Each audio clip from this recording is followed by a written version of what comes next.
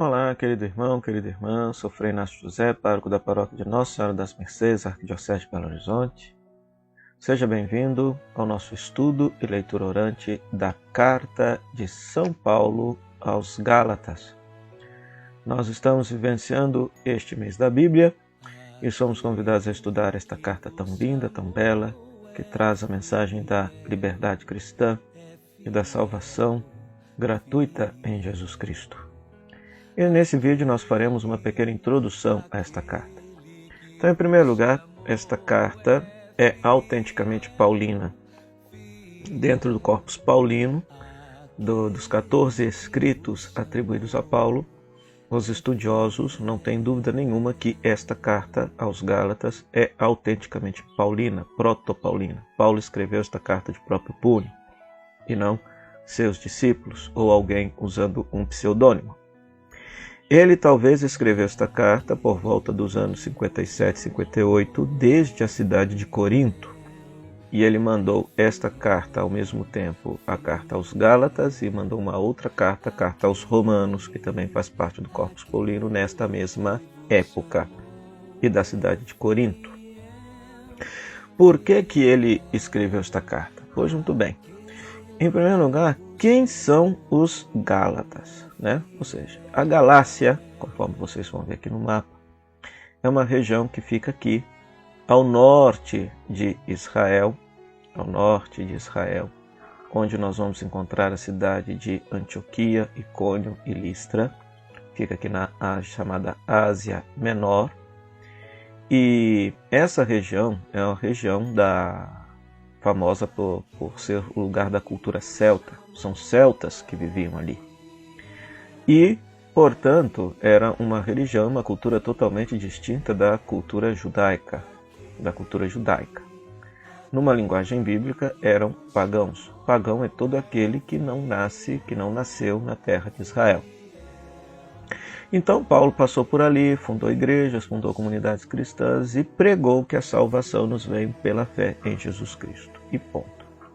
Entretanto, depois, quando ele saiu dessas comunidades e foi exercer sua missão em outras localidades, cristãos judeus subiram de Jerusalém e foram lá nessas igrejas e ensinaram que eles deveriam praticar a lei de Moisés, todos os preceitos da lei de Moisés. E Paulo e essas comunidades se convenceram disso. Então Paulo, ao tomar conhecimento disso, Paulo escreve esta carta para justamente combater, primeiro, corrigir a comunidade, porque a comunidade abandonou o evangelho pregado por Paulo. Segundo, para argumentar o porquê que a salvação é por Jesus Cristo e não pelas obras da lei, pela prática religiosa judaica. Então é uma carta plenamente atual, belíssima. Por quê? Porque da mesma forma como que Paulo teve o seu trabalho missionário atrapalhado por cristãos radicais judeus, que tinham na sua cabeça que a única forma de ser cristão era a forma que eles concebiam, Ou seja, hoje também nós vemos essa mesma postura em certos grupos dentro da igreja, grupos que apregam para si a verdade do evangelho. Eles pregam a verdade do evangelho e as outras formas e expressões do mesmo evangelho de nosso Senhor Jesus Cristo não seriam válidas, Então, por isso que é interessante nesse mês da Bíblia ler e estudar, até mesmo porque a igreja nos pede isso, Então, destacamos nesta carta que existe um único evangelho, o evangelho de nosso Senhor Jesus Cristo. É por ele que nós somos salvos e não se pode retroceder nesta verdade de fé.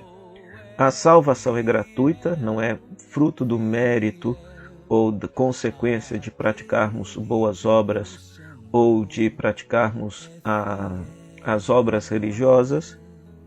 E por isso nós somos chamados a viver a liberdade cristã, Ou seja, mesmo que a comunidade tenha leis, tenha regras, tenha normas, elas precisam ser revistas quando elas, por exemplo, agridem o fundamental da liberdade cristã, a qual nós somos chamados a viver. Depois que, uma vez que nós não estamos mais sob o jugo da lei, nós estamos sob o jugo da fé, esta fé se pauta pelo amor, se pauta pela vida de Jesus Cristo. E, por fim, os frutos do Espírito, que nós chamaremos de espiritualidade. Ou seja, uma pessoa que comunga da vida de Deus, que está unida a Deus, a sua vida frutifica em boas obras e em espiritualidade. Ao passo que a pessoa que não comunga da vida de Deus, ela frutifica em obras egoístas e de falta de fraternidade para com as pessoas. Né? Isso tudo haveremos de aprofundar nos próximos 18 vídeos de meditação, leitura e oração da carta de São Paulo aos Gálatas. Por que 18 vídeos? Porque nós estaremos usando a Bíblia Sagrada da tradução da CNBB, que dividiu a carta em 18 partes, e por isso nós seguiremos parte a parte da divisão desta carta a partir desta tradução bíblica. Venha comigo e nos acompanhe nesta aventura espiritual.